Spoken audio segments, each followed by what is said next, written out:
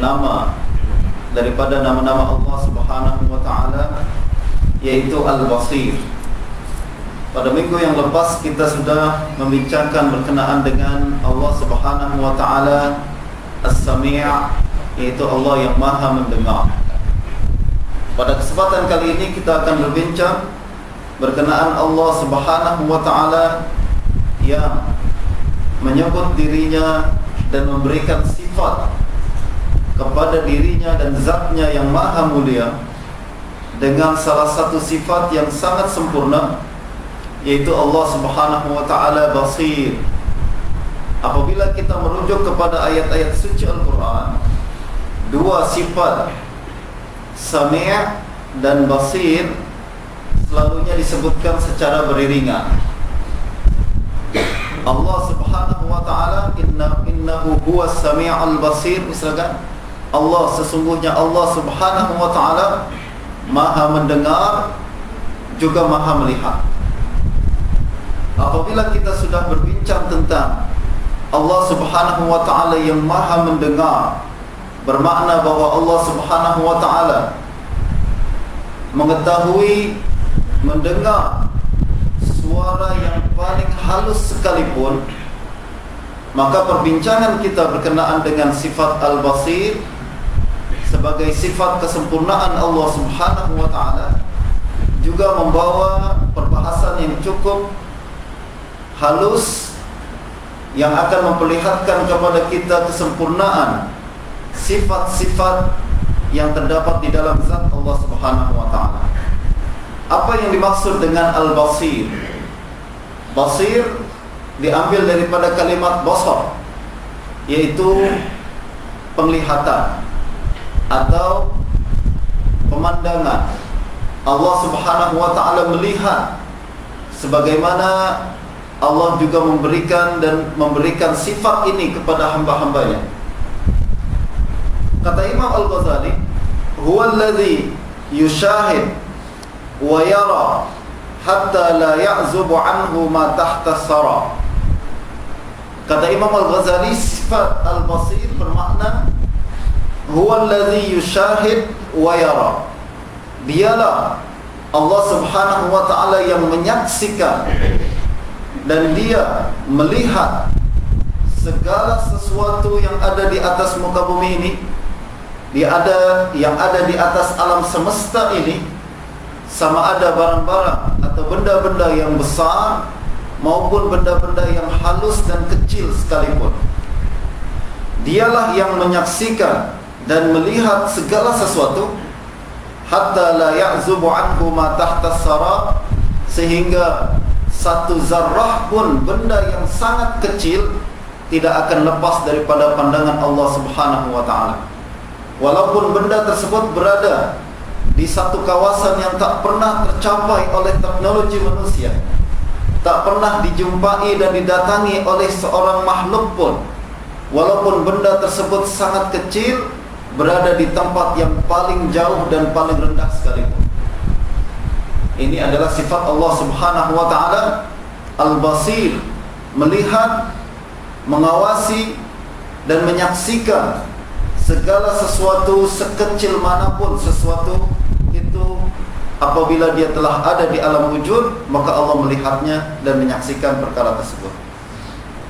Kata Imam Al-Halimi, Basir, Allah Subhanahu wa taala melihat, berkaitan dengan sifat Allah Subhanahu wa taala yang maha mengetahui.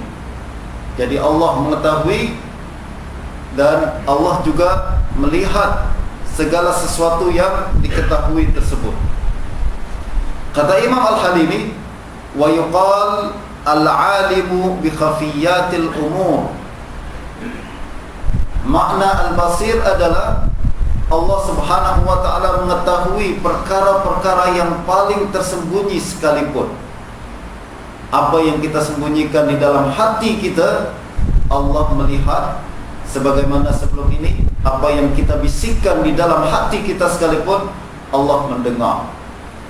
Apa yang tercetus di dalam minda kita, walaupun tak ada seorang manusia pun yang tahu apa yang tengah kita pikirkan, tapi Allah Subhanahu wa taala melihat setiap gerak hati dan apa yang dibisikkan dan disebutkan di dalam pikiran dan minda kita tersebut. Di dalam ayat suci Al-Quran, dalam surah Al-An'am ayat yang ke-102 dan 103, tuan-tuan, surah Al-An'am ini adalah surah yang sangat hebat sekali, yang banyak berbincang tentang Allah Subhanahu wa ta'ala. Kalau tuan-tuan ada masa, kemudian baca ayat surah Al-An'am ini dengan tafsiran yang ditafsirkan oleh para ulama, dan banyak sekali ayat-ayat suci Al-Quran yang berbincang tentang zat dan sifat Allah Subhanahu wa ta'ala, yang memperkenalkan kepada kita hakikat sebenar Tuhan kita Allah Subhanahu wa ta'ala. Jadi banyak ayat-ayat tersebut yang boleh kita pikirkan, kita renungi, kemudian kita tadabbur. Kalau ingin selalu mendekat kepada Allah Subhanahu wa ta'ala dan lebih kenal kepada Allah Subhanahu wa ta'ala, salah satunya kita boleh membaca surah Al-An'am sebagai sumber maklumat kita dalam perkara tersebut. Salah satunya Allah Subhanahu wa ta'ala berfirman dalam surah Al-An'am ayat ke-102 dan 103. Selepas berbincang tentang sifat-sifat Allah yang lain, Allah lalu berfirman, "Dzalikumullahu rabbukum la ilaha illa huwa khaliqu kulli syai' fa'buduhu wa huwa ala kulli syai'in wakil. La tudrikuhul absar wa huwa yudrikul absar wa huwal latiful khabir." Kata Allah Subhanahu wa ta'ala, "Dzalikumullahu rabbukum." Yang demikian itulah Allah, Tuhan kamu semua. Jadi Allah berbincang sebelum ini sifat-sifat apa saja yang telah Allah lakukan, menciptakan alam semesta, menciptakan makhluk, dan mengeluarkan tumbuh-tumbuhan dari sebiji yang kecil, biji-bijian,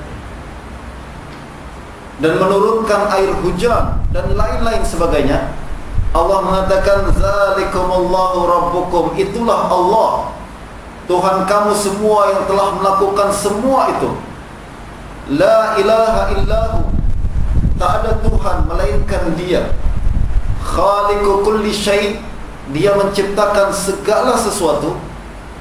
Jadi selain Allah Subhanahu wa ta'ala adalah makhluk ciptaan Allah, apa saja yang kita lihat, maka dia adalah makhluk Allah Subhanahu wa ta'ala.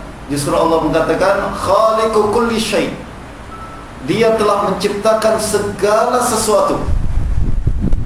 Fa'budu, justru sembahlah Dia. Allah telah jadikan segala sesuatu, Allah telah berikan rizki kepada setiap makhluk. Justru kata Allah, fa'budu, sembahlah Dia, sebab hanya Dia yang layak dan patut disembah. Wa huwa ala kulli syai'in wakil, dan Dia maha menjaga dan memelihara segala sesuatu. Jadi semuanya berada dalam penjagaan Allah Subhanahu wa ta'ala. La tudrikuhul absar wa huwa yudrikul absar. Ini perbincangan kita. Dialah Allah Subhanahu wa ta'ala yang telah menciptakan segala sesuatu yang patut kita sembah. Lalu salah satu sifatnya adalah la tudrikuhul absar. Dia tak boleh dicapai oleh penglihatan manusia. Wa huwa yudrikul absar, namun pada masa yang sama Dia mampu melihat penglihatan manusia. Apa maknanya ini? Kata para ulama ahli tafsir, antara lain Imam Ibn Ashur, beliau mengatakan, wal maqsudu min hadza bayanu mukhalafati khususiyatil ilahil haqq an khususiyati alihatihim fi hadzal alam.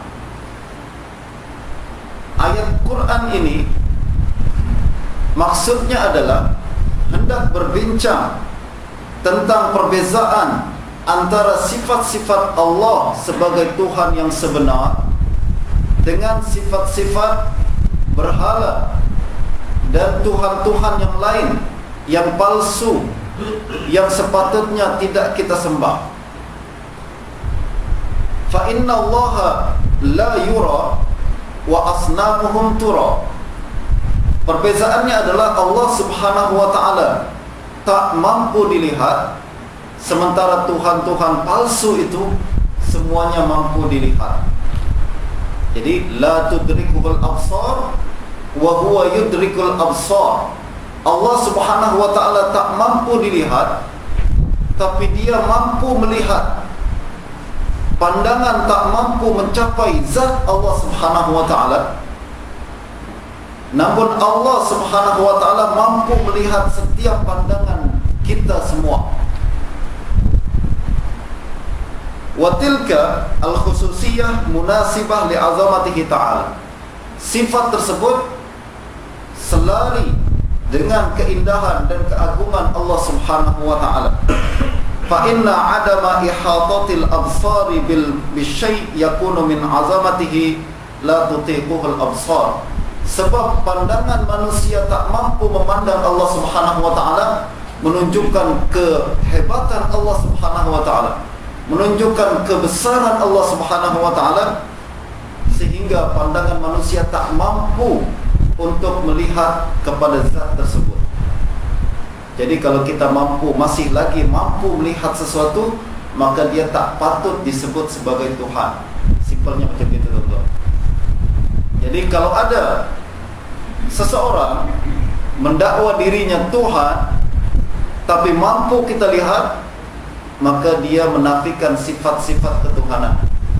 Sebab sifat-sifat ketuhanan adalah dia memiliki semua sifat-sifat kesempurnaan, ketinggian, kebesaran dan keagungan, sehingga mata manusia tak mampu untuk memandang kepadanya, tak mampu memandang kepada zat tersebut. Justru kita pernah bincang, kalau tak salah tuan-tuan, dalam perbahasan kita berkenaan kuliah kita berkenaan dengan kaum pasukan akhir zaman. Apabila di akhir zaman nanti Dajjal keluar, lalu dia mengaku dirinya sebagai Tuhan, Nabi SAW sudah ingatkan bahawa salah satu sifat kedustaan Dajjal adalah dia mengaku Tuhan, akan tetapi dia mampu kita lihat. Wa'lamu, kata Nabi, ketahuilah, anna ahadakum la yara rabbahu illa ba'da an yamut. Ketahuilah bahawa kita tak akan pernah mampu melihat Allah Subhanahu wa ta'ala atau Tuhan melainkan selepas kita meninggal dunia. Jadi salah satu sifat kesempurnaan adalah tak mampu dilihat, sebab pandangan mata kita dipenuhi dengan sifat-sifat kelemahan. Jadi sesuatu yang mampu dilihat oleh mata, maka dia juga lemah, sebab selari dengan kelemahan mata kita. Apa kelemahan mata kita? Mata kita ini, tuan-tuan, penglihatan kita ni, kalau benda terlalu dekat tak dapat kita lihat, benda terlalu jauh tak mampu kita lihat, terlalu besar tak boleh kita lihat, terlalu kecil pun tak mampu kita lihat, terlalu gelap tak boleh kita lihat, dan terlalu terang pun tak mampu kita lihat. Maknanya pandangan kita dipenuhi dengan kelemahan, ketidaksempurnaan. Justru objek yang mampu dilihat oleh mata kita mestilah benda-benda yang juga memiliki kelemahan, benda-benda yang tidak sempurna. Sementara Allah Subhanahu wa ta'ala maha sempurna. Justru pandangan mata kita tak mampu melihat kepada Allah Subhanahu wa ta'ala, pandangan mata kita.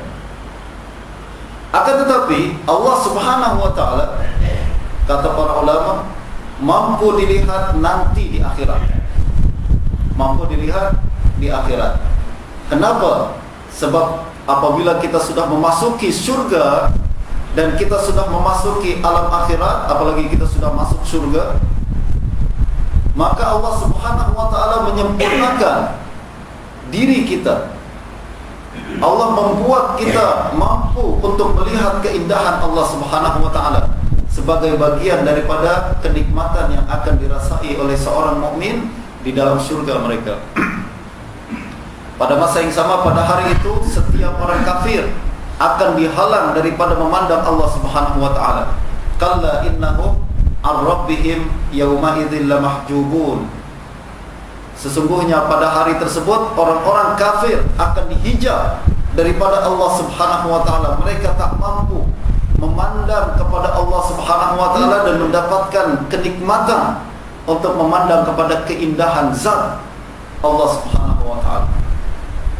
Jadi dalam hadis riwayat Imam Muslim, Nabi sallallahu alaihi wasallam menceritakan bagaimana proses berlakunya perjumpaan pertama kali antara Allah Subhanahu wa taala dengan ahli syurga.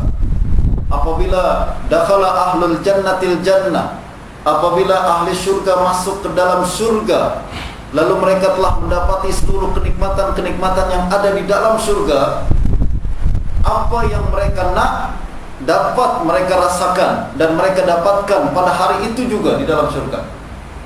Selepas mereka merasakan kenikmatan syurga sekian lama, tak tahu berapa masa pada saat tersebut, yang pasti adalah setelah mereka masuk ke dalam syurga dan menikmati kenikmatan, seluruh kenikmatan yang ada di dalam syurga, Allah Subhanahu wa taala lalu bertanya kepada mereka, wahai ahli syurga, hal azidukum, nak tak aku tambahkan lagi kenikmatan yang belum engkau rasakan?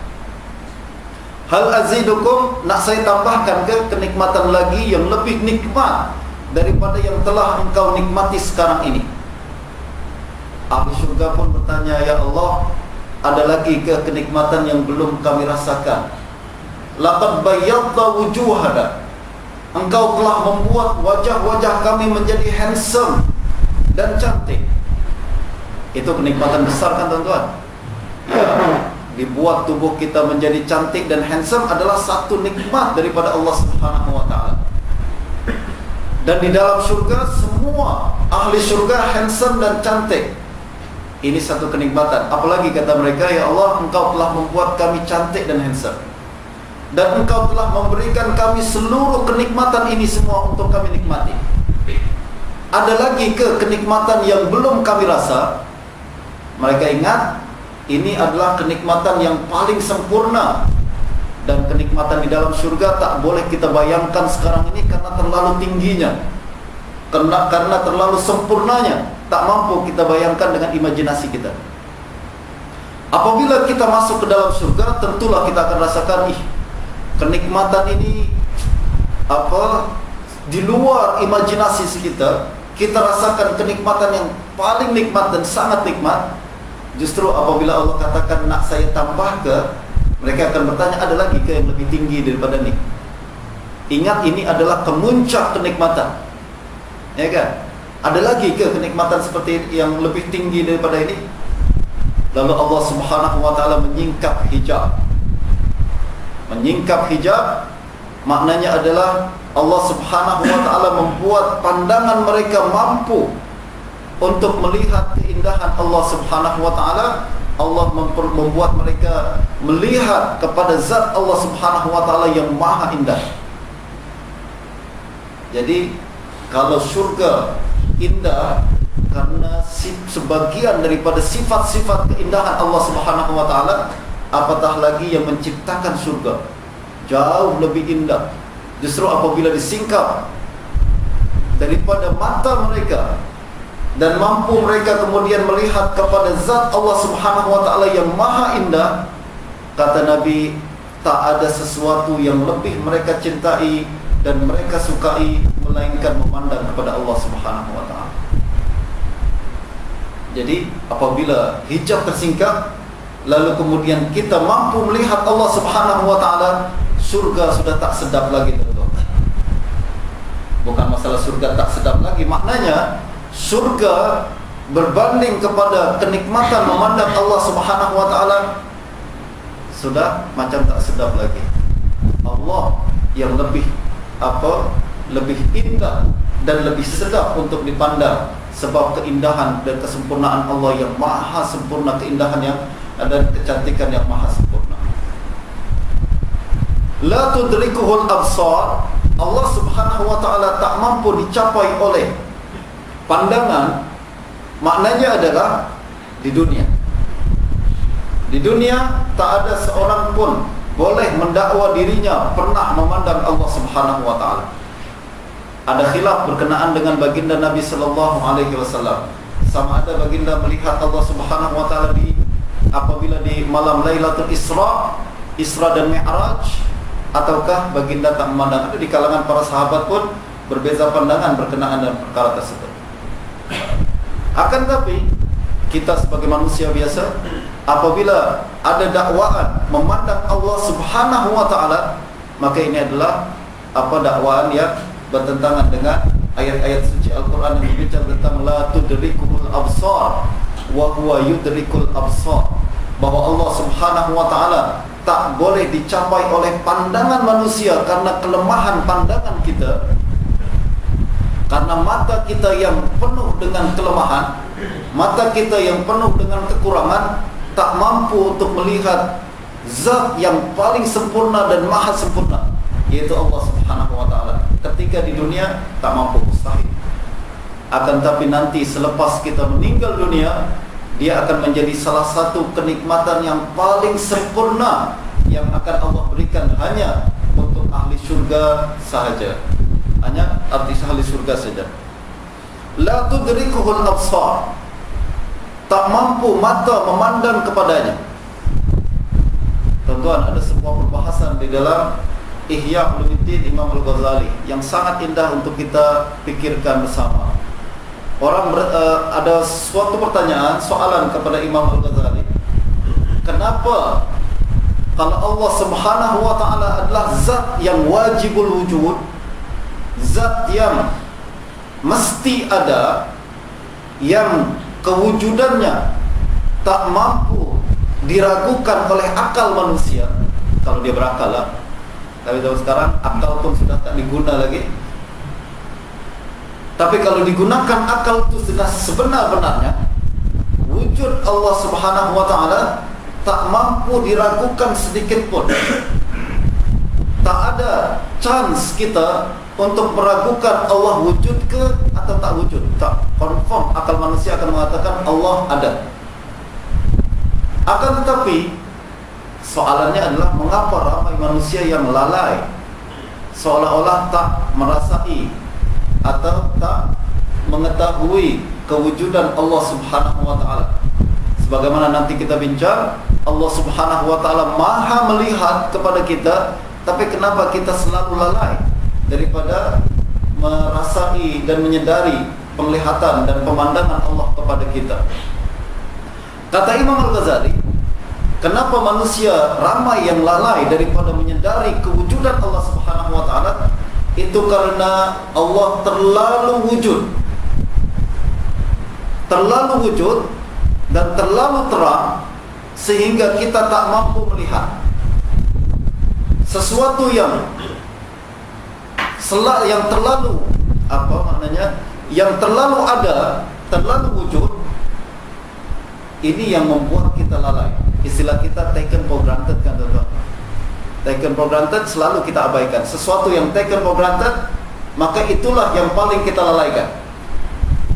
Nanti kalau sudah tak ada, baru kita perasan tak ada. Macam oksigen, terlalu wujud dia, kita kurang hargai dia. Macam cahaya matahari, terlalu wujud dia sampai kita kurang hargai dia. Apalagi kesehatan misalkan, terlalu wujud bagi kita, kita tak kurang hargai dia. Dan Allah Subhanahu wa ta'ala yang paling wujud, sehingga ramai orang yang lalai, sehingga tidak merasai atau menyedari kehadiran Allah Subhanahu wa ta'ala. Benda-benda yang jarang wujud itulah yang kita hargai, ya kan? Yang kurang, yang jarang-jarang wujud, yang jarang ada, besok tak ada. Ini yang kemudian kita hargai, kita sedari kehadirannya. Jerebu misalkan, dia datang satu kali terus jadi headlines dalam news kita semua, sebab dia jarang-jarang ada. Oksigen yang hari-hari ada, yang kita hirup, atau udara bersih yang hari-hari kita rasai setiap pagi, tak pernah jadi headline. Kenapa? Padahal yang lebih penting. Oksigen lebih penting. Tapi karena dia selalu ada, kita jadikan taken for granted. Macam salah. Kalau yang biasa-biasa tak akan menjadi news. Tapi yang luar biasa, yang jarang-jarang ada, itulah yang kemudian menjadi perhatian kita. Justru Allah Subhanahu wa ta'ala karena terlalu wujud di mana-mana adalah tanda kewujudan Allah Subhanahu wa ta'ala. Setiap benda bersaksi bahwa Allah wujud. Kalau kita nak pikirkan, itu yang membuat kita lalai sehingga kita tak mengambil perhatian berkenaan dengan kewujudan Allah Subhanahu wa ta'ala. Nah, kita kembali tuan-tuan kepada firman Allah Subhanahu wa ta'ala, la tudrikuhul absar wa huwa yudrikul absar wa huwa latiful khabir. Allah Subhanahu wa ta'ala tak mampu dicapai oleh pemandangan, tak mampu dicapai oleh mata manusia. Tak ada makhluk yang mampu memandang kepada Allah Subhanahu wa ta'ala. Wa huwa yudrikul absar, namun pada masa yang sama Allah Subhanahu wa ta'ala mampu melihat pemandangan kita. Absar adalah pandangan mata kita. Maknanya jangankan benda-benda yang lain, objek-objek yang jelas, objek-objek yang mampu kita lihat, Allah Subhanahu wa ta'ala mampu melihat mata kita sendiri. Bagaimana proses pemandangan dan penglihatan yang dilakukan oleh organ mata tersebut. Jangankan melihat apa yang awak lihat, Allah yudrikul absar, Allah mampu melihat apa yang awak lihat dan bagaimana awak melihat tersebut. Yaitu mata kita, kalau kita perhatikan bagaimana mata kita melakukan penglihatan, proses melihat yang dilakukan oleh mata kita, bagaimana dia reflect objek tersebut. Cahaya memantulkan gambar objek tersebut ke mata, lalu mata memberikan pesanan-pesanan ringkas ke otak kita.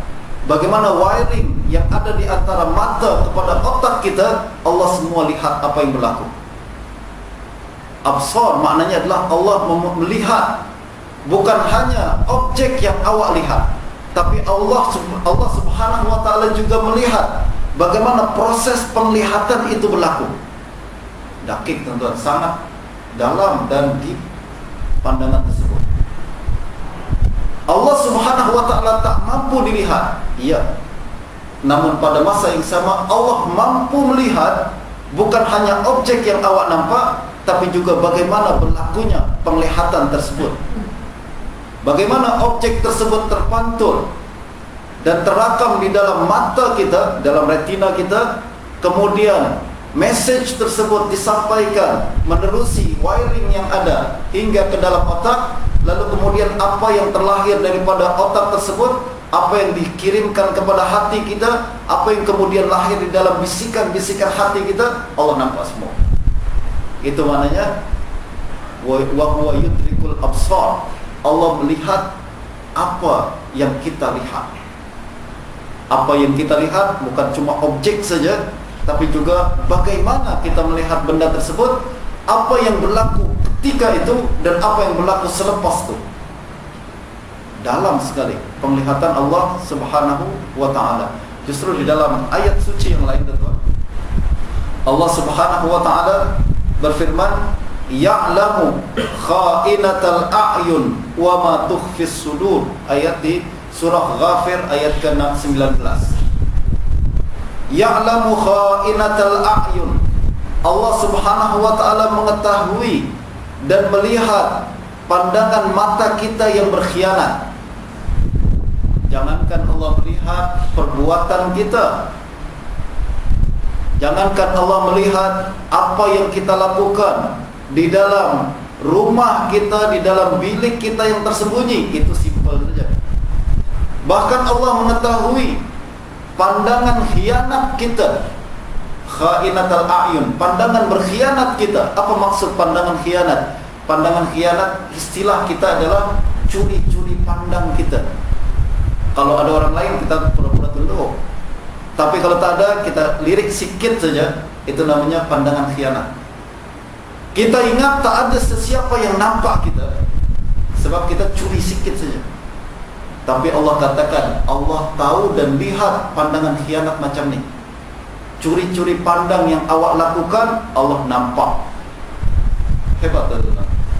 Sangat dalam dan teliti. Sekecil mana apa yang kita lakukan, Allah melihat. Termasuk ya'lamu kha'inatal a'yun wa ma tukhfis sudur. Allah tahu curi pandang yang kita lakukan, curian, pemandangan yang kita curi, dan apa yang ada di dalam, tersembunyi di dalam hati-hati kita semua. Allah katakan dalam Al-Quran, kalau kita tadabbur ni, Masya Allah, dalam dan semakin hadir kesempurnaan Allah Subhanahu wa ta'ala dan kegerunan kita kepada Allah Subhanahu wa ta'ala.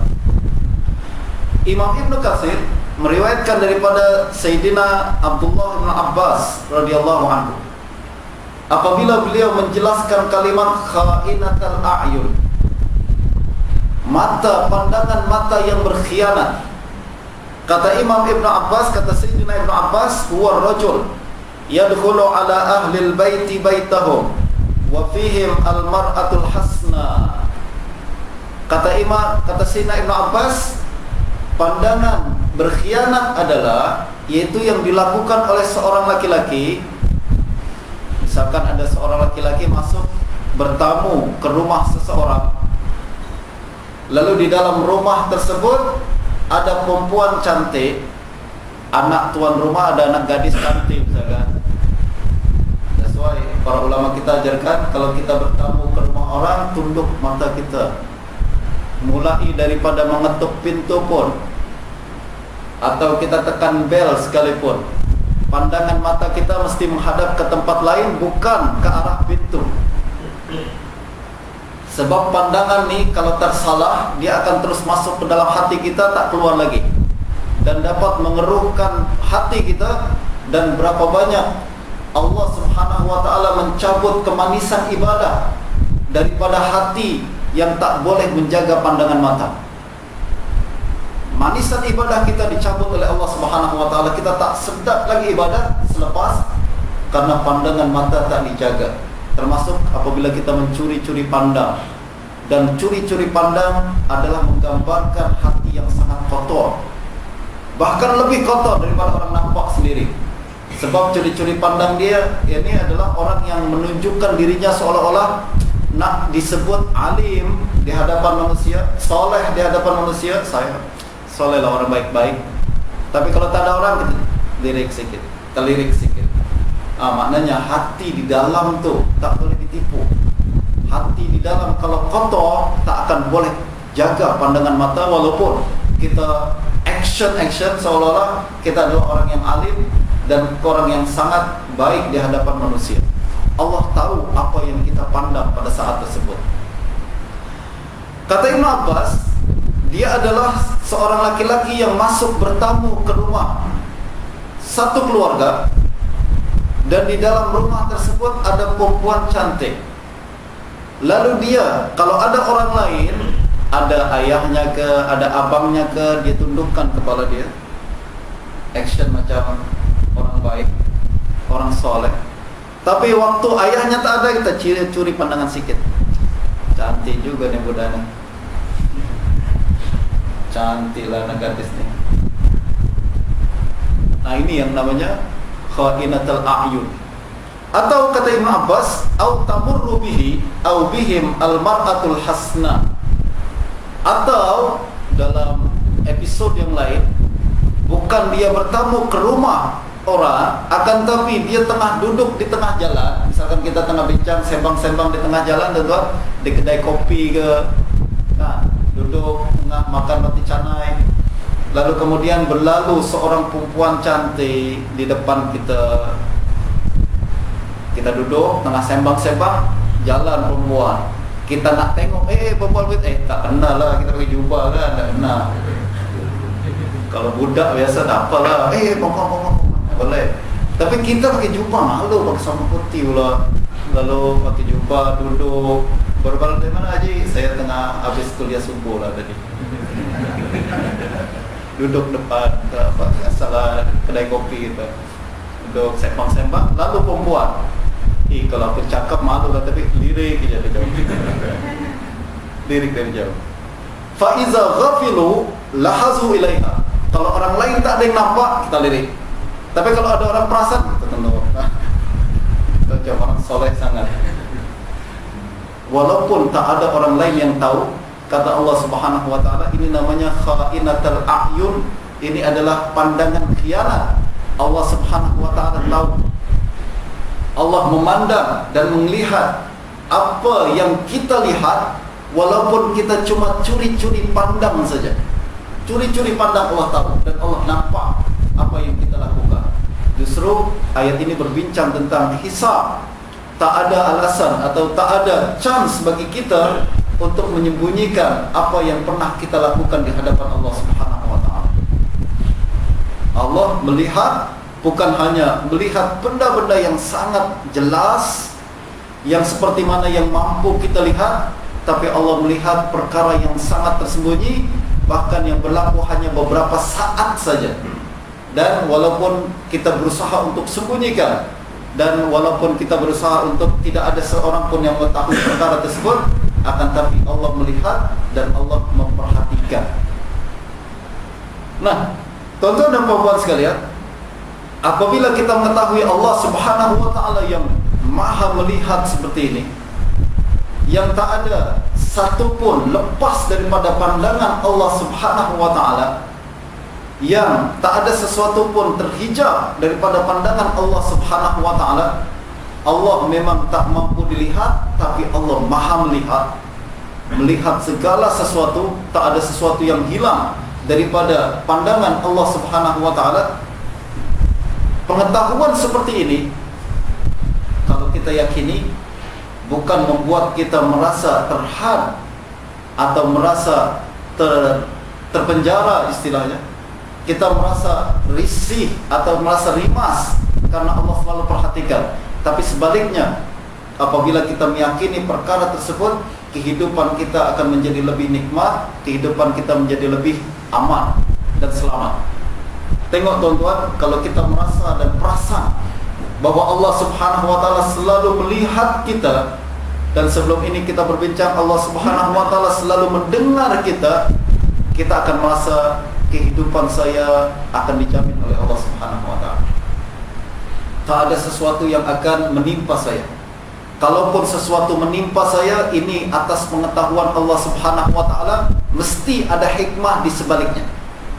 Mesti ada sesuatu yang akan Allah bagi saya lebih besar berbanding musibah ni. Sebab musibah ini berlaku bukan karena Allah tak tahu, berlaku karena Allah tahu dan Allah nak bagi sesuatu. Ini. Tengok tuan-tuan, apabila Allah Subhanahu wa taala mengutus Nabi Musa dan Nabi Harun alaihi wassalam kepada Fir'aun untuk berbincang, untuk berdakwah kepada Fir'aun. Sebagai manusia biasa, Nabi Musa dan Nabi Harun ada perasaan takut juga. Sebab Fir'aun ni sangat kejam. Fir'aun ni tak boleh kita berbincang, apa dia nak, dia akan buat. Ini bukan demokrasi punya sistem pemerintahan. Tak, ini adalah seorang raja yang sangat kejam dan berkuasa mutlak. Kita cakap apa, kalau dia tak suka, terus kepala pisah daripada tubuh. Justru apabila Nabi Musa diutus kepada Fir'aun bersama-sama dengan Nabi Harun, apa kata Nabi Musa dan Nabi Harun? Bagaimana diceritakan oleh Allah Subhanahu wa taala dalam surah Taha ayat ke-45 hingga 46. Kata Nabi Musa dan Harun, qala rabbana innana nakhafu an yafruta alaina aw ay yatgha. Dia katakan, ya Allah, kami bimbang nanti Fir'aun akan melakukan kezaliman kepada kami, sebab kami akan mengatakan kepadanya satu ucapan yang benar, dan raja yang zalim tak suka dengar ucapan yang benar, yang hak tak suka. Raja yang zalim suka kita puji-puji dia. Awak hebat, awak yang apa yang awak lakukan ni betul semua. Apa yang awak lakukan ni hebatnya Tuan Raja. Dia nak dengar hebat-hebat puji-puji saja. Justru kalau saya cakap kepada dia perkara yang benar, mengatakan bahawa awak salah, confirm, matilah. Ya kan? Dia tak suka dengan ucapan-ucapan yang benar. Dia suka dengan ucapan-ucapan yang memuji dia walaupun tak benar. Ini sifat Fir'aun dari dulu sampai sekarang. Semua Fir'aun sama semua sifatnya. Fir'aun zaman dulu pada zaman Nabi Musa sampai Fir'aun pada zaman kita pada hari ini. Mereka hanya nak dengar sesuatu yang dia nak dengar. Walaupun salah, tak penting. Yang penting saya nak dengar ni. Kita cakap perkara lain, habis kita. Buang kerja dan lain-lain sebagainya. Justru kata Nabi Musa dan Harun, qala rabbana inna nakhafu ay yafruta alaina aw ay yatgha. Ya Allah, Engkau suruh kami untuk berdakwah kepada Fir'aun. Kami bimbang nanti Fir'aun akan berlaku zalim kepada kami. Kami bimbang nanti Fir'aun akan membunuh kami, istilahnya. Apa jawaban Allah Subhanahu wa taala? Qala la takhafa. Wahai Nabi Musa, wahai Nabi Harun, jangan takut. Innani ma'akuma asma'u wa ara. Sesungguhnya aku bersama kamu berdua. Aku dengar, aku lihat. Tengok. Untuk memberikan hiburan kepada atau memberikan keberanian, menghibur hati Nabi Musa dan Nabi Harun, Allah katakan apa? Innani ma'akuma. Jangan bimbang, jangan takut. Aku bersama kamu berdua. Asma'u wa ara. Aku dengar, aku lihat. Allah nak tanamkan kepada Nabi Musa dan Nabi Harun sebagaimana yang kita ingin dapatkan pada hari ini, yaitu perasaan bahwa Allah Subhanahu wa taala selalu mendengar kita, selalu melihat kita. Ini yang akan menghilangkan perasaan takut. Ini yang akan menghilangkan perasaan bimbang, perasaan khawatir, perasaan gelisah dan lain sebagainya. Apa sebenarnya yang membuat manusia tak selesa hidup di dunia ini? Apa sebenarnya yang membuat kita hidup macam berada dalam siksaan? Apalagi banyak di zaman sekarang, ramai orang yang semakin maju dunia ni, semakin banyak penyakit jiwa menimpa mereka, ya kan? Ramai ada yang depression ke, ramai ada yang merasakan kegelisahan dan ketakutan setiap saat, tak boleh kawal diri mereka daripada ketakutan dan kegelisahan. Sama ada kegelisahan berkenaan dengan masa akan datang, masa depan. Macam mana nanti masa depan ni? Makin susah saja bisnes misalkan. Gimana nanti kalau saya dibuang kerja ni? Susah nak cari makan untuk anak isteri misalkan. Lalu kemudian kebimbangan di masa depan berkenaan dengan kita tidur pun tak sedap sebab bimbang ada orang jahat masuk ke rumah. Dengar suara sikit terus kita bangun. Bahkan ada orang yang tak boleh tidur pun, tuan-tuan. Kita alhamdulillah tidur nyenyak kan. Subuh pun lewat sering. Itu nikmat daripada Allah Subhanahu wa taala. Ada orang yang tak boleh tidur pun sebab bimbang setiap saat akan ada orang jahat masuk ke dalam rumah. Bimbang sekali. Apalagi kita dengar berita ni berlaku di sana, pecah rumah masuk di sini dan benar banyak sekali cerita berita-berita yang membuat kita semakin hari semakin tak selesa hidup. Akan tapi apabila Allah Subhanahu wa taala nak memberikan penawar bagi ketakutan kepada Nabi Musa dan Harun, apa penawar yang Allah bagi? Yakinlah, innani ma'akuma asma'u wa ara. Yakinlah, aku selalu bersamamu. Aku selalu mendengar, aku selalu melihat. Ini perasaan, ini obat tuan-tuan untuk penyakit zaman sekarang. Kita mesti relate diri kita kepada Allah Subhanahu wa taala. Semakin jauh seseorang daripada Allah Subhanahu wa taala, semakin banyak penyakit mental menimpa dia. Dan penyakit ni adalah satu hukuman daripada Allah Subhanahu wa taala bagi sesiapa yang tak pernah mencari jalan kembali kepada Allah Subhanahu wa taala. Selalu saja agama ini adalah penawar, betul kata Allah Subhanahu wa taala, wa nunazzilu minal qur'ani ma huwa shifaa. Allah Subhanahu wa taala menurunkan Al-Qur'an ini untuk menjadi obat, menjadi penawar. Siapa yang ambil daripada Al-Qur'an, hidupnya akan menjadi semakin nikmat dan jiwanya akan menjadi semakin sehat.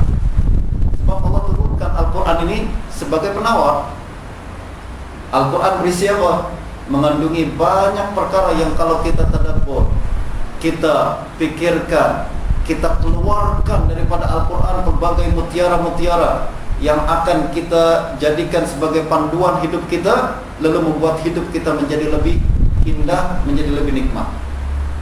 Syaratnya kita paham Al-Quran, kita baca Al-Quran, bukan setakat baca saja. Alhamdulillah, baca Quran ada berapa tingkatan kan? Ada yang pertama, tingkatan pertama adalah kenal huruf. Tingkatan pertama, oke.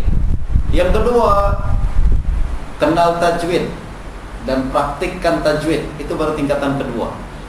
Tingkatan ketiga, lepas tajwid, berusahalah kita paham tafsirnya.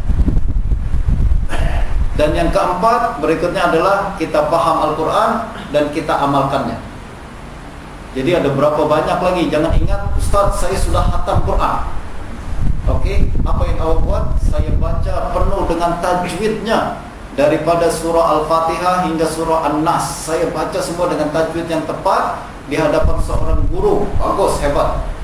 Tapi perjalanan masih belum selesai lagi. Masih panjang perjalanan kita. Dan kalau setakat membaca Al-Quran dengan tajwid saja, dia hanya memberikan sedikit obat saja. Memang dia ada pengaruh dalam hati kita menjadi lebih tenang. Walaupun tak faham Quran nih, memang akan memberikan ketenangan sendiri, memang betul. Tapi nak beri pemahaman yang lebih dalam lagi, akan membuat kita menjadi lebih sempurna lagi ketenangan tersebut kita rasakan. Dan ini yang kemudian Allah katakan, innani ma'akuma asma'u wa ara.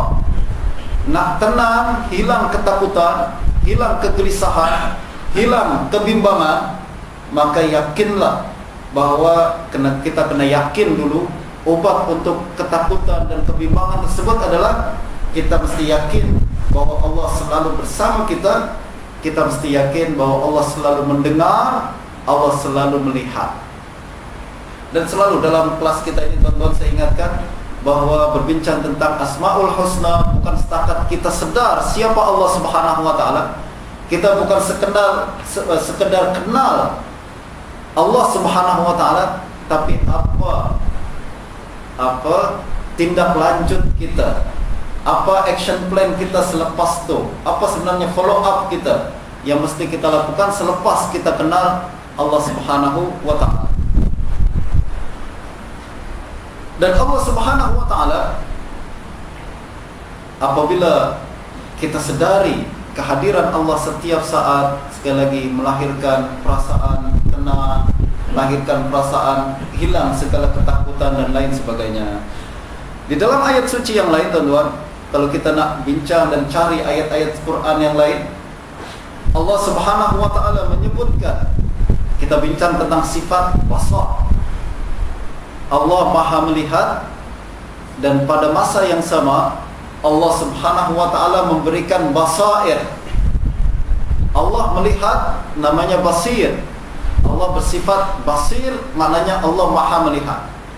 Pada masa yang sama juga Allah membuat makhluknya melihat. Kita mampu melihat, ini sudah biasa. Ini kita tahu semua. Tapi yang lebih penting lagi adalah Allah mampu membuat makhluknya melihat mana yang salah, mana yang betul. Ini yang lebih tinggi, teman-teman. Setakat melihat, semua orang boleh melihat. Tapi melihat mana yang salah dan mana yang betul, membezakan mana yang hak, mana yang batil, ini bukan perkara mudah. Dan penglihatan yang Allah bagi kepada makhluknya, sehingga mereka mampu melihat yang hak dan yang batil, yang benar dan yang salah, disebut basair. Basair ala basirah. Basirah jamaknya adalah basair. Maknanya adalah Allah Subhanahu wa taala bagi kita satu penglihatan yang membuat kita mampu melihat mana yang betul dan mana yang salah. Zaman sekarang ni sangat kita perlukan tuan-tuan. Sebab pada zaman ini yang salah nampak betul, yang betul nampak salah. Membezakan mana yang betul dan mana yang salah tak semudah pada zaman dulu lagi. Tak semudah mengatakan ini kanan, ini kiri. Dulu waktu masih kecil kita nak ingat kanan dan kiri pun susah. Masukkan pakai baju, masukkan tangan kanan dulu. Kanan yang gini ke kiri, kita masih tak tahu. Pakai kasut, kanan dulu, kita pun tak tahu. Mana kanan, mana kiri. Tengok anak kita yang kecil-kecil kan, pakai kanan dulu. Dia masih confused mana yang kanan, belah mana satu kanan kiri. Tapi waktu dia makin besar, apalah. Ini kanan, ini kiri. Akan tapi kebenaran ternyata tak semudah itu. Yang benar nampak salah dan yang salah nampak benar pada zaman sekarang ni. Tak semua orang yang dihukum penjara adalah karena kesalahan dia. Mungkin karena kebenaran dia di penjara. Bukan orang yang menentukan orang salah dan benar itu dia benar. Mungkin karena dia salah lah dia boleh menentukan perkara tersebut. Tengok media zaman sekarang kan, benda apa berita-berita kita nampak sesuatu yang baik menjadi buruk. Pihak-pihak yang baik dan benar macam Palestin, orang-orang di Palestin sana, di dalam media barat dinampakkan macam mereka itulah teroris. La ilaha illallah. Yang benar nampak macam salah dan yang salah nampak macam benar. Justru orang yang diberikan basair oleh Allah Subhanahu wa taala, dia mampu melihat. Apapun orang nak kata, saya tahu dia benar. Ini namanya orang punya basair. Tak peduli orang nak cakap apa, seluruh dunia nak cakap dia salah, dia salah. Kita katakan tak. Saya punya basair daripada Allah Subhanahu wa taala bahwa dia benar walaupun awak katakan salah. Dan ini jalan yang benar walaupun awak katakan teroris. Misalnya, saya bukan menggalakkan terorisme tuan-tuan ya, jangan salah faham. Nanti orang tuan-tuan ingat, oh Ustaz ni tak. Sebab zaman sekarang memang seperti itu. Pandainya syaitan. Tadi kita bincang Islam, Al-Quran diturunkan sebagai obat, tapi syaitan sekarang berusaha untuk membuat Islam sebagai penyakit. Betul tak? Allah turunkan Al-Quran sebagai obat bagi seluruh penyakit kita, tapi syaitan sekarang berusaha untuk membuat Islam sebagai penyakit kemanusiaan. Mana ada Islam dicurigai, mana ada Islam ditakuti. Dia katakan ini penyakit masyarakat semua, penyakit manusia seluruh dunia. Kita nampak tak bahwa kebenaran sekarang ini sangat sukar untuk diketahui dan dilihat. Justru siapa yang memiliki basair, hadza basairu min rabbikum, kata Allah Subhanahu wa taala, Quran inilah yang akan memberikan kita basair. Maknanya kita boleh mengetahui yang benar dan salah menerusi petunjuk daripada Allah Subhanahu wa taala yang membuka mata hati kita, yang membuka mata akal kita. Mata organ yang zahir ini boleh melihat, tapi yang memproses adalah hati dan otak dan minda kita. Justru minda dan hati mesti diguide oleh Al-Quran yang memberikan basair tersebut. Dan salah satu tanda orang yang mendapatkan basair, ada tanda tuan-tuan. Kita tak boleh klaim saya sudah mendapatkan basair daripada Allah Subhanahu wa taala. Saya tahu mana betul, mana salah. Tak. Kadang orang yang belajar agama pun tak tahu mana betul, mana salah. Karena perkara yang sangat gelap pada zaman sekarang, di akhir zaman ini, sampai kita pun confused. Mana yang nak saya ikut ni? Dua-dua tokoh agama kelahi satu sama lain. Kalau betul mereka memegang kebenaran, tak mungkin kelahi satu sama lain kan? Kita nak follow yang pegang kebenaran. Dan Imam Ghazali selalu ingatkan, jangan cari kebenaran tengok orang, tapi tengoklah kebenaran, kita tahu orangnya siapa yang ikut kebenaran tersebut. Kalau kita follow kebenaran dengan tengok orang, manusia banyak kesalahan. Dia mungkin salah, mungkin dia benar. Tapi kita kena kenal kebenaran tersebut, ta'rif ahlah, selepas itu kita akan tahu siapa yang sebenarnya pengikut kebenaran ataupun yang lari daripada kebenaran. Nah, kita bincang berkenaan dengan orang yang memiliki basair daripada Allah Subhanahu wa taala. Salah satu tanda orang yang memiliki basair daripada Allah Subhanahu wa taala bukanlah orang yang tak pernah salah. Tak ada manusia tak pernah salah kecuali para nabi yang maksum. Tanda orang yang memiliki basair daripada Allah Subhanahu wa taala sekali lagi bukan tak pernah melakukan maksiat, bukan tak pernah tersilap, bukan tak pernah tersalah, akan tetapi orang yang memiliki basair daripada Allah Subhanahu wa taala adalah setiap kali dia salah, dia sedar bahwa dia salah. Ramai zaman sekarang orang tak boleh, kalau orang sakit dia tahu dia sakit, senang kita obati, tuan-tuan. Minum obat nih, dia pun minum obat tuh. Kenapa? Dia sedar bahwa dia sakit.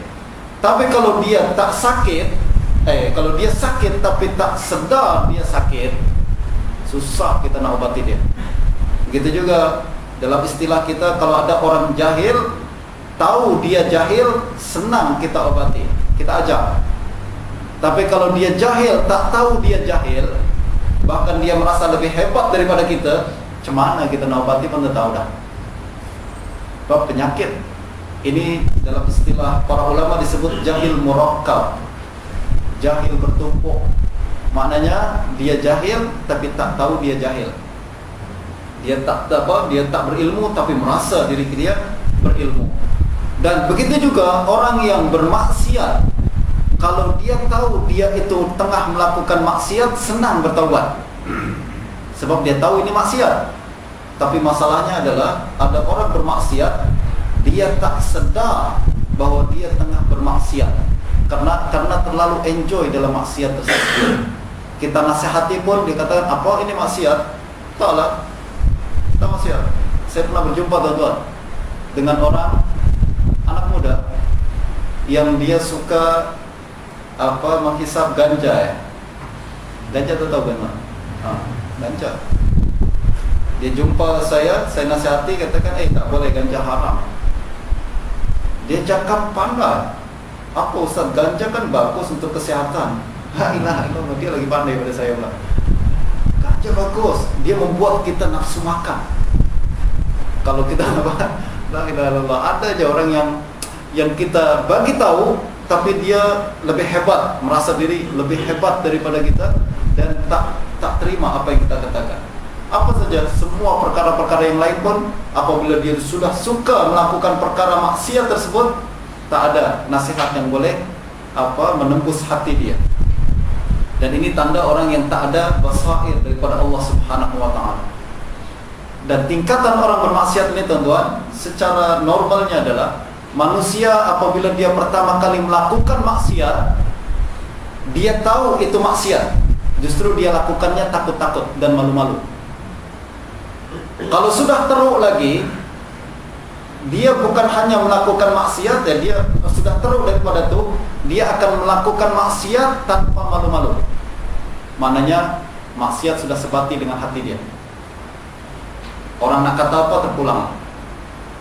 Lebih teruk daripada itu lagi, tuan-tuan, orang yang melakukan maksiat dan mengajak orang lain melakukan maksiat. Ini namanya pendakwah kepada maksiat. Ini lebih teruk. Yang ketiga. Yang keempat, yang lebih teruk daripada itu lagi, bukan hanya mengajak orang lain untuk melakukan maksiat, dia membela pelaku maksiat dengan hujah-hujah dia. Ini orang yang sudah ditutup hatinya oleh Allah Subhanahu wa taala. Sudahlah dia melakukan maksiat tanpa malu-malu, mengajak orang lain bermaksiat, bahkan memberikan hujah untuk membela maksiat tersebut. Malah banyak perkara-perkara zaman sekarang kan, berkenaan dengan LGBT misalnya, bukan hanya mereka dakwahkan, mereka bukan hanya melakukan perkara tersebut, bahkan juga mengajak orang lain untuk melakukan perkara tersebut dan membela perilaku tersebut. dengan berbagai cara. Ini berlaku di semua maksiat, berkenaan dari yang kecil-kecil macam merokok. Pening kita kepala nak bincang rokok. Lalu kemudian arak, kalau tuan-tuan bincang jumpa dengan orang yang suka minum arak, jarang yang dia mengatakan iya saya tahu ini tak baik. Jarang. Dia akan legitimize apa yang dia lakukan. Bahkan dia coba rationalize kepada kita kenapa dia melakukan perkara tersebut. Dan begitu juga semua maksiat yang lain. Kalau sudah teruk, dia bukan setakat berbuat maksiat, tapi juga bagaimana caranya supaya membela maksiat tersebut. Nah, sifat orang yang mempunyai basair, mungkin orang tersebut tak pandai berdebat. Kadang kita pun pernah tak berdebat, nak berhujah untuk mengatakan salahnya perbuatan tersebut. Mungkin saya tak pandai. Ada kemampuan berhujah dan berdebat itu hanya dimiliki oleh orang tertentu kan. Tapi dia tahu di dalam hatinya ini salah. Ini salah. You nak cakap apapun, cakaplah. Tapi ini salah. Aku tak akan buat macam itu. Yang kedua, kalau dia tersalah melakukan maksiat, tersilap, tergelincir, satu ketika melakukan maksiat, orang yang memiliki basair, Allah buka pandangan hatinya, dia akan tahu dia tengah melakukan maksiat lalu bertobat. Sebagaimana yang disebutkan oleh Allah Subhanahu wa taala dalam surah Al-A'raf ayat ke-201 hingga 202. Allah Subhanahu wa taala berfirman, "Innal ladzina taqaw idza massahum ta'ifum minasyaitani tazakkaru fa idzahum mubsirun." Sesungguhnya orang yang bertakwa, jika mereka tersentuh bujuk rayu syaitan, mereka tersilap melakukan maksiat. Idza massahum ta'ifum minasyaitan, kalau mereka tergelincir karena bujuk rayu syaitan, tazakkaru, mereka segera teringat. Melakukan maksiat terus ingat. Tazakkaru fa idzahum mubsirun, lalu tiba-tiba mereka pun boleh nampak kembali. Ada mubsir, ada basair daripada Allah Subhanahu wa taala. Mereka melakukan maksiat, ya manusia biasa. Tak ada manusia yang lepas daripada maksiat. Tapi orang yang bertakwa, kalau mereka melakukan maksiat terus teringat kepada Allah Subhanahu wa taala, lalu mata hatinya pun terbuka kembali. Mubsirun fa idzahum mubsirun, mereka nampak, saya telah salah lah ni. Tengok tuan-tuan. Tapi ada satu kumpulan lagi, kata Allah, wa ikhwanuhum yamuddunahum fil ghayyi summa la yubsirun. Tapi ikhwan syaitan, sahabat-sahabat syaitan, rakan karib syaitan, kalau jatuh kepada maksiat, mereka akan terus hanyut dalam maksiat tersebut. Wa idzahum la yubsirun, dan tak pernah putus daripada melakukan maksiat. Maknanya mereka kalau sudah jatuh ke dalam maksiat, mereka akan addicted dengan maksiat tersebut. Addict. Dan semua maksiat menyebabkan addiction. Apa saja maksiat. Justru kalau kita sudah merasakan addiction, melakukan sesuatu, pikir kembali, jangan-jangan ini maksiat. Jangan-jangan ini maksiat. Sebab sifat maksiat adalah membuat kita addiction. Kita akan tak boleh lepas daripada maksiat tersebut. Tak boleh lepas. Sebab tujuan syaitan adalah menjilat kita, mengikat kita. Dia nak kita melakukan maksiat autopilot. Pertama, saya tunjuk awak, ajarkan awak bagaimana bermaksiat. Selepas tu saya tak payah ajarkan, awak dah pandai sendiri dah. Macam jalan macam itu, tuan-tuan. Ini yang diinginkan oleh syaitan. Pertama, orang terjatuh minum arak adalah karena dia tak sengaja, atau terikut-ikut, atau nak coba-coba, tapi lepas minum arak dia tak boleh lepas lagi. Kenapa? Syaitan katakan, saya ajarkan satu kali aja, lepas tu you jalan sendiri ya, pandai-pandai semua. Syaitan nanti di akhirat katakan, kalau disalahkan oleh orang tersebut, Allah, dia yang buat saya minum arak. Syaitan katakan, aku tak ajarkan apa-apa, aku ajar satu kali aja, the rest you pandai sendiri kan. Ajarkan sendiri, apa you telah buat sendiri. Itu semua maksiat yang diinginkan oleh syaitan. Justru kita sebagai kaum mukmin yang kenal Allah Subhanahu wa taala, kenal dan mengharapkan agar Allah Subhanahu wa taala membuka hati kita, pandangan mata dan minda kita, maka sepatutnya kita selalu muhasabah diri dan melihat setiap perkara-perkara yang kita sukai, sama ada ini adalah maksiat ataukah ini adalah perkara yang dibenarkan oleh Allah Subhanahu wa taala. Tuan-tuan, itu saja perbincangan kita pada hari ini. Mudah-mudahan ada manfaatnya. Kita berjumpa kembali insyaallah pada minggu yang akan datang. Saya nak minta izin malam ni cuti lagi. Minta maaf lah, nanti saya kena marah sama dia Amin. Tahu? Malam ni kita Malam ni saya ada program di tempat lain. InsyaAllah kita akan berjumpa pada minggu harapan dalam kuliah subuh kita dan kuliah maghrib insyaAllah. Dan kita minta pada Allah Subhanahu wa taala memberikan kita ilmu yang bermanfaat, peningkatan ibadah dan kedekatan kepada Allah Subhanahu wa taala. Kita minta pada Allah Subhanahu wa taala agar menjadikan anak-anak kita anak-anak yang berbakti kepada ibu bapanya, anak-anak yang cemerlang dalam pendidikan, dalam segala aktiviti yang mereka lakukan. Ala hadzal niyah wa ala kulli niyatin salihah.